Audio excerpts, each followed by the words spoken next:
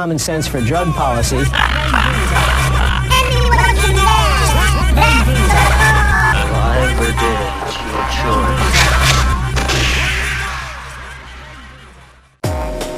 L'Europe est en guerre. Les bombes ne sont pas larguées sur elle, mais bien plus loin, en Irak et en Afghanistan. Les États-Unis, sous couvert de l'OTAN, mènent ces guerres avec les forces armées et au départ des bases européennes. L'OTAN déploie quelques 400 armes nucléaires à travers l'Europe, en totale contradiction avec le traité de non-prolifération nucléaire. En même temps, on soupçonne l'Iran et la Corée de développer un programme nucléaire. Ces armes sont-elles aussi illégales ici qu'ailleurs ? L'OTAN évolue vers une alliance militaire globale qui apparaît comme un réel problème de sécurité pour les pays qui n'en sont pas membres. Le résultat est sans nul doute une militarisation des relations internationales. NATO Game Over n'est pas une manifestation, encore moins un jeu dans les bois, mais une action de la désobéissance civile. Vu que l'OTAN refuse de supprimer sa stratégie d'armes nucléaires et viole ainsi le droit international, vu que l'OTAN intervient militairement partout où ses intérêts sont menacés, nous prenons en tant que citoyens nos responsabilités afin de tenter d'arrêter ces délits.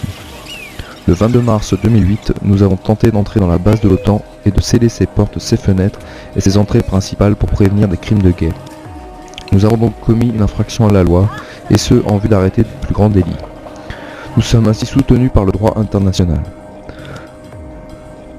Nous savions que nous ne serions pas reçus à bras ouverts. L'action évoque la résistance.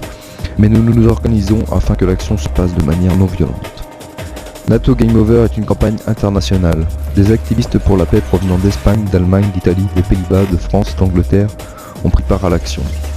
Ils sont venus d'organisations très différentes qui militent chacune à leur façon pour une politique de sécurité différente. Un jour d'action internationale n'est évidemment pas suffisant pour faire changer les choses.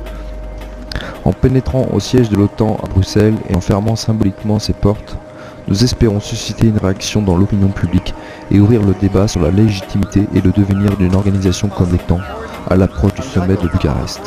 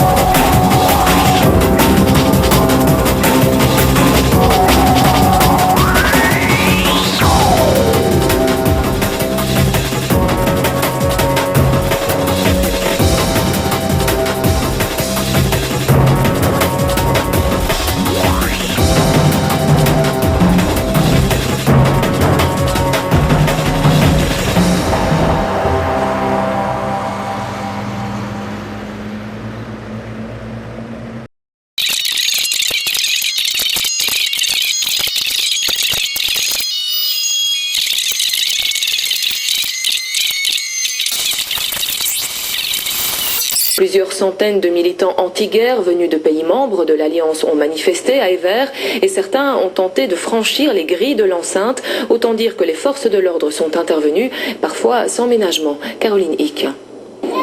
Prendre d'assaut l'OTAN, le pari était un peu osé. Ils étaient pourtant 700 ce midi à encercler le site de l'organisation. Issus des pays membres de l'OTAN, ces altermondialistes n'ont qu'un slogan, Game over, fini de jouer.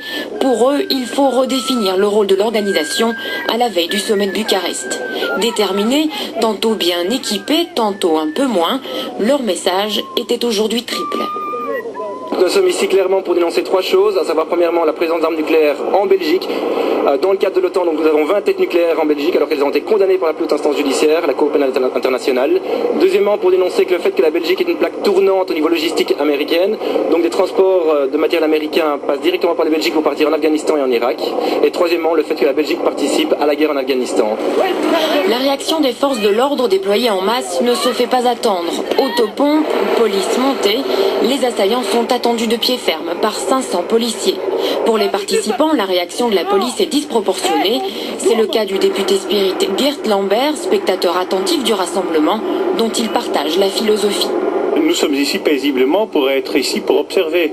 Et je vois une réaction des forces de police qui est assez grave. Vous avez vu, ce sont des gens qui sont ici assez paisiblement. Ce ne sont pas des gens qui ont essayé d'entrer dans le bâtiment. Non, je ne comprends pas. Geert Lambert demandera d'ailleurs des explications au ministre de l'Intérieur.